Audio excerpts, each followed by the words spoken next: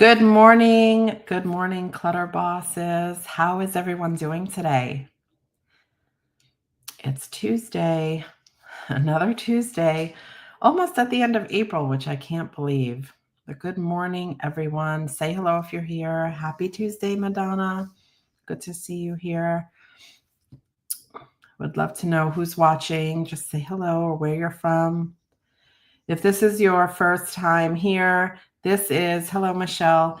This is your weekly episode of Ask a Clutter Boss, where Jess or I come on and answer questions from our community.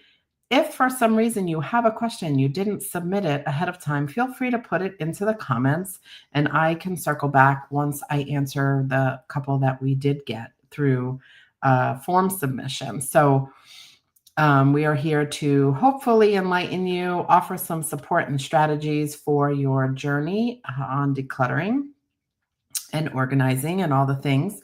Hello, everyone. Hello, Denise and Susan. I'm so glad you're here. I'm going to dive right in. So those of you that are watching don't have to wait too much longer. If you're watching the replay, share also a hello or hashtag replay, whatever the case may be. So the first question we got is from a member of our community who is looking for suggestions to offer a friend when they insist on finding that perfect recycling center, the best donation place, the best consignment shop, et cetera, et cetera. And we have certainly talked through this before. And when you are in our programs or have gone through our processes, you know that it is better, like this member is saying, when you can feel the difference of between that feeling of trying to find the perfect place and then just really learning. I mean, it really is a lot of education about where things go when we try to recycle or donate or all the things like that. And really, the bottom line is being a more conscious consumer, right? That if you focus all your energy there, then you will never have to worry again about the perfect place for anything. However, in the meantime, you can be, of course, doing this simultaneously. So becoming a more conscious consumer alongside your decluttering efforts. But when you have items that you've decided are going to be leaving your home that you no longer need, want, or have the desire to keep up with or maintain, the absolute best thing you can do is get rid of them as soon as possible. Dragging your feet and trying to find that perfect place to satisfy the need to feel like your items are going to good use or whatever that feeling is that you have, the time you're taking to do that is really hindering your progress because that time, which you will never get back, can be used to effectively declutter in a way that speeds up collapses the time between decision making and actual release. So there are some things you can do to make this easier on yourself. Of course, if you have a strategy already in place that works well, then stick with it. I would encourage you to always be analyzing the time it takes to do whatever it is that you're choosing. We always recommend getting things out within 24 hours. If that's not possible, it's okay, just as soon as possible. But here's the thing, there are many different ways we can choose to release our items. We can choose to drop them at a donation center. We can choose to try to sell them. We can choose to throw them in the trash. We can choose to recycle as a hand-me-down or whatever the case may be. We might do consignment, all the things. I am going to tell you that for me, my solution is donation pickup and Goodwill. Those are my two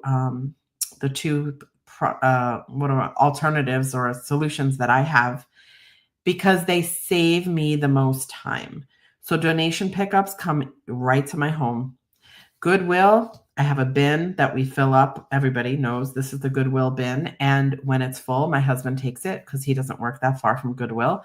These are the two easiest solutions for me. It is okay no matter what you decide to do. However, the benefit of quickly releasing these items and making it a solution that is easy for you. And easy is not always finding that perfect place. I mean, if you've already found it, great. But looking for it and constantly trying, it's almost what it boils down to is a roadblock, basically, that's hindering you from releasing at a quicker rate because you're spending that time trying to find that perfect place. So I encourage you to consider the benefit of releasing that item right now, because it is going to bring you sanity, clarity, clear space, more time. I mean, there is nothing more valuable than time. Honestly, honestly, if you can shift your mindset to see that side of it and really, really believe that. And honestly, the best way is to do it and see the time and feel the benefits, because it isn't always worth, almost never worth, finding that perfect space, because maybe that perfect place doesn't exist. And therefore, then what, right? What happens then? So I strongly encourage you to release items as quickly as possible after decision making, preferably within the first 24 hours. Try to let go of the need to find that perfect place, which probably doesn't exist, and give yourself the gift of more time, more sanity, more space, and just such a weight lifted off of you. So, the real advice here, when, because I know this member was looking to give a friend advice, is to flip the coin and show the benefits of doing it a different way, not pointing out the downside of doing it the way they're doing it, because they can't see that. They need to be shown a different way. They need to be enlightened by talking through an option that maybe they didn't even think of before. And beyond that, of course, if they're not thinking of the alternate option, they're not realizing the benefits of doing that. So I hope that helps.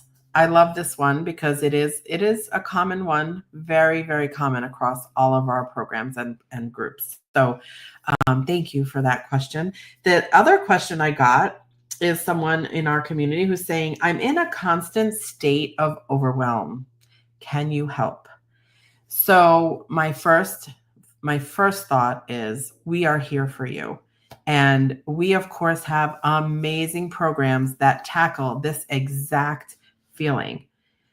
Overwhelm every single time will prevent you from taking action.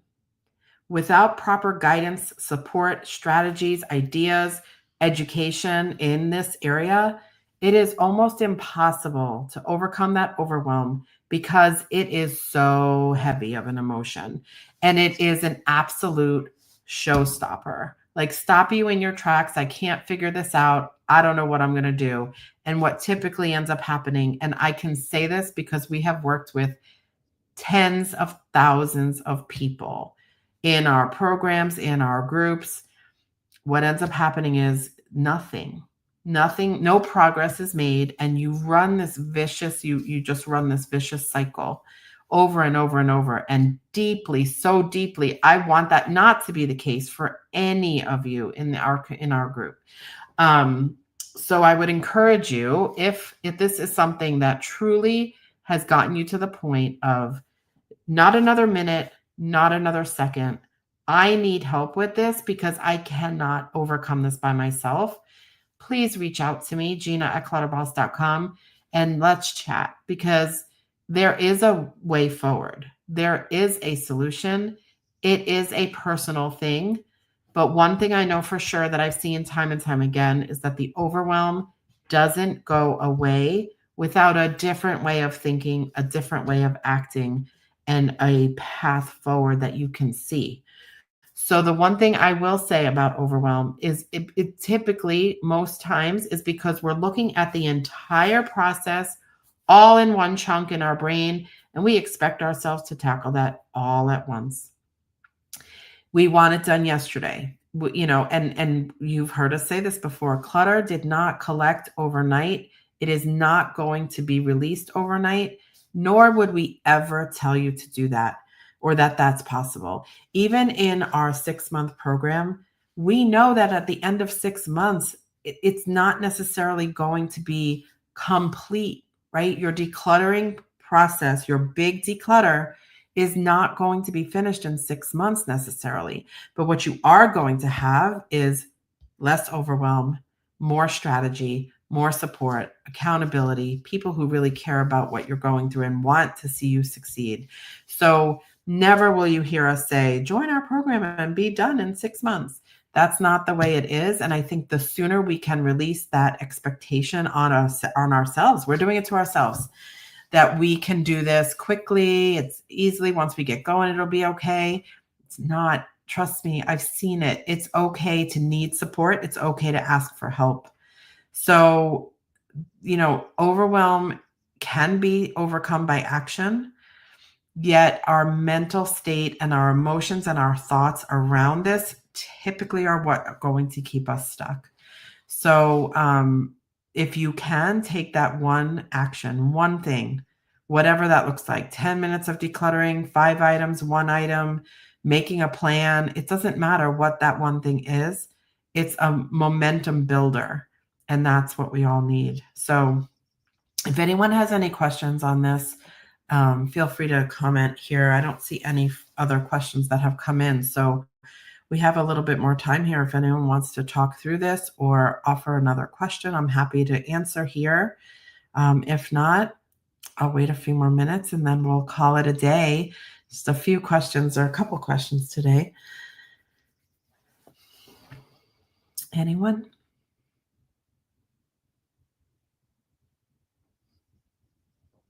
No? Well, I encourage you all to always, always, oh, Madonna, when is my peak time of day? I declutter or complete my hardest tasks during that peak time. I think I heard Jess mention front load our day. Oh, absolutely. Front loading your day means getting tasks that are you want to have happen in that day done before anything else, or as early in the day as possible. And this is a great way to ensure habits get built and that things stay maintained, that our day doesn't get away from us, things like that. But if you have identified a peak time for you, then you want to optimize that, absolutely, hands down. There's no question about that, right? Front loading to me can mean a lot of things. It can be first thing in the morning. It can mean before X, like whatever that fill in the blank is for you, that if you do that, your time will get sucked away, right? So for me, I know in my morning there are certain things that if I want to do them, for sure, 100% that day, they have to happen before I sit down to start working. There is no question about it. Like, if I want something to be done, unless I plan it, like I go for a walk after I drop my daughter off at school. I wake up at 5 a.m. So I work. Typically, I'm at my desk by 5:30, doing some work for a couple hours. Then I break, go for my walk, and then I come back. I know that if there is anything else that needs to happen prior to that walk and returning home and sitting back down to work, it has to be done in those first couple hours of the day, or else it is very likely that it is not happening. So I encourage you to identify that for yourself, but absolutely front load whatever that looks like prior to an X event or X task or whatever the case may be. But identifying that for yourself is really ideal because you know you best. So yeah. So anyway, thank you all for being here. Thanks for your questions, those of you who submitted. I really appreciate sharing this time with you all. And hopefully I was able to shed some light and spur on some motivation or action in this area. I just want you to know that we at Clutter Boss, Jess and I, our amazing team of coaches, all our support staff are here for you. And if you are at all interested in finding out what it looks like to get additional support from us, from me, from our coaches, from Jess, please reach out. Again, Gina@clutterboss.com. I would absolutely love to have a conversation with you to show and learn more about you and show you what that would look like. It is a game changer. It is a life changer. And I've seen it time and time again, and it just warms my heart to see. So as many of you as possible that we can do that for, I'm all over that. Um, Oh, absolutely, Madonna. So what Madonna's talking about is in our Clutter Boss Blueprint program, we have a community room that the members of that community share with each other time to hold each other accountable, do some body doubling, which is basically just having some company while you declutter, while you plan, while you strategize, whatever the case may be. It is incredibly powerful, and that is just one part of what we offer in our Clutter Boss Blueprint program. So, I hope you all have an amazing week. Thank you again for being here, for being part of our community, and go forth from here with something different that you are going to do for yourself to prioritize you and your sanity. Have an amazing week, and Jess will be back here next week, hopefully, with you. So, um, I hope to see you again soon. I had to jump back over to the comments here real quick because I see Michelle is from Connecticut. That's where I am, Michelle. It is so rare to see. We have a handful that I know of people from Connecticut. So when I see somebody, I always want to say hello. So hello, Michelle. All right. You're welcome, Madonna. I hope you all have an amazing rest of your week. Again, reach out if you need anything. Continue to push forward. Do not give up. That is the one thing I always say. No matter what, do not give up. Continue on. Fight for yourself. Fight for your sanity. Fight for your space. And if we can help, please let us know. All right, everyone. Thank you so much. Have an amazing day. Bye for now.